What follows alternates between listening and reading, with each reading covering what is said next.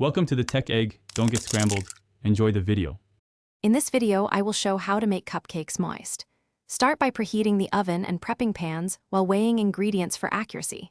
Cream butter and sugar until light, then add eggs one at a time for stable emulsion. Alternate adding dry and wet ingredients to prevent overmixing. Fold in simple additions like sour cream or oil for extra moisture. Fill liners evenly and bake until a toothpick shows a few moist crumbs for perfect results.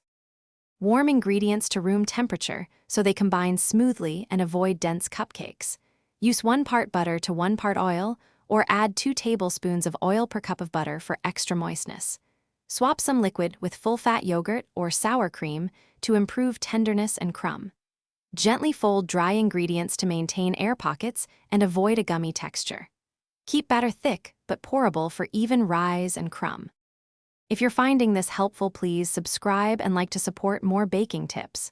Quick recommendation: those leak-proof meal prep containers are great for storing cupcake fillings, syrups, or frosting without mess, and they save fridge space when you're prepping batches. They're sturdy, seal tightly, and help keep flavors fresh between uses. Check the description for the link and other deals. Now let's get back to the video. Always preheat and stabilize your oven temperature before baking cupcakes to prevent sinking. Position racks in the center for even air circulation and rotate pans halfway if needed.